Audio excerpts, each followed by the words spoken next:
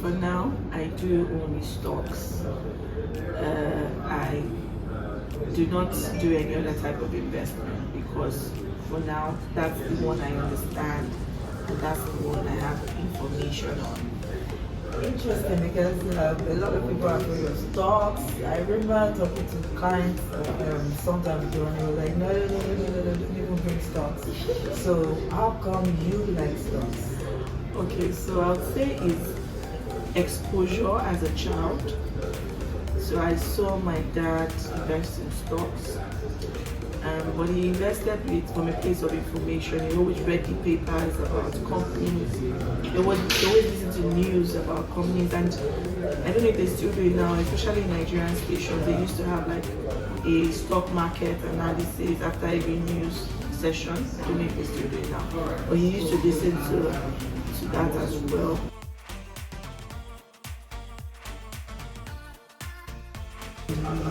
So I use Bamboo Vest. Okay. Yes, I use Bamboo Vest because it has an educational part to it, and I can go back and see the history of how my money has been dancing around, quote unquote.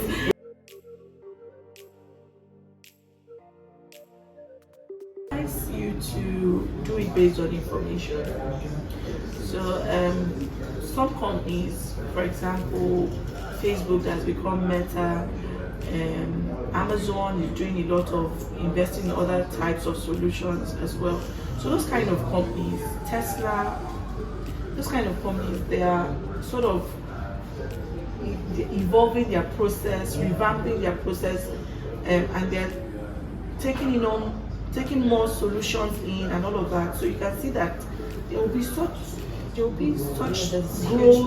yes, prospects, exactly. And so you would want to hold those kind of people for a bit longer. Then there are some companies that you know that it's just a trend, might be a trend, something trendy for the moment. So you just get in and quickly get out. Yeah, so that you need the information.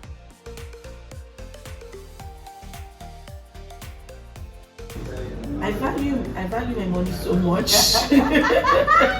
I'm not saying other people don't value their money, but I value it so much to the extent that I want to know what I'm doing when it comes. So that's why I don't touch other things yet. Yeah. Because I've not taken my time to study, and I've not been properly educated about those things, and I've not settled down to understand them in general. So the first thing when you're investing, I always say, is to investigate before investing. You must know about the investments that you are going into before you jump into it.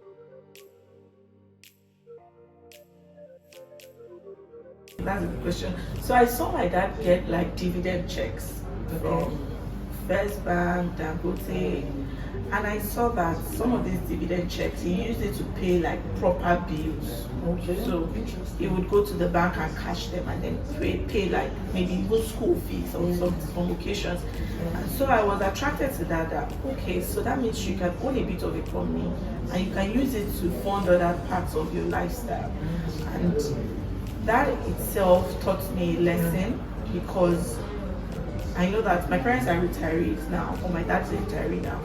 He has a business that is thriving, but he's not so involved. But at least he's able to, his lifestyle is not so, It's not dropping, not he's able to dropping. maintain something. The fact that my dad let us do some work for money from a young age. So like when we're on like this is summer break, right? So instead of you roaming around with your friends, I was just doing a summer lesson. On some occasions, he let us like follow aunties or uncles to work, earn some money, maybe helping them around their offices. And sometimes we also follow him to work because he's always been an entrepreneur. And then he give you some stipends as well. Also, piggy having like a piggy bank. Yeah. Recently, I was watching a video on YouTube of a guy who has millions and millions of followers on YouTube, and he was teaching people the things that will make a lot of money in 2022. And one of them, of course, is affiliate marketing. You have drop shipping, you have YouTube handle. And he said that in his video, none of them are easy to do. Because yeah, you need to, before you can make $100 on YouTube, you have to have over 10,000 views. You have to have over maybe 10,000 followers, and that could take 2 years. It took him 2 years to make his first $100. How many people can be that consistent? So another thing I say too, because my background in HR, you see a lot of people say Gen Z did this, Gen Z did that.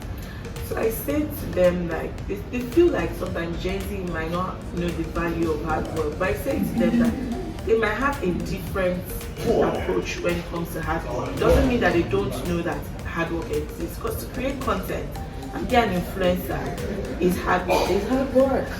So I like what you said about that. It's not about being a laborer, physically carrying load and all of those kind of things. It's the mental creativity that you put in. It takes a lot. It takes a lot, and I've tried to be like, social media conscious and all, but I think these guys are trying. You do a video and you do another video and you're watching. This one has more likes, this one has that, and that is some people's daily bread. You need to make videos, keep making videos, or keep creating stuff to be able to make money. And so we can't really put down any form of work. Work is work. So I tell people that some people's workplace is on the internet. Just the way I go to my office, you go to your office. So people resume on the internet because that's their work. They're working. But bottom line, none of them is easy to come by. None of them. Even if it's to write a book. Writing a book is a lot of work. And then selling the book is a lot of work. So you can't detach hard work. No, you can't. I can't look down.